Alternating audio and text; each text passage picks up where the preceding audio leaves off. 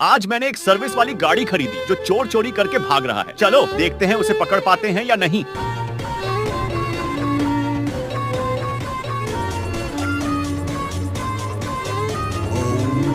लगता है यही वाली मेरी गाड़ी है, लेकिन उसे देखने से पहले। बेटा, मुझे देखकर इग्नोर मत करना। इस बार जो भी एग्जाम में पास होना चाहता है मैं पास कर दूंगी, मगर मेरा भी एक काम करना होगा।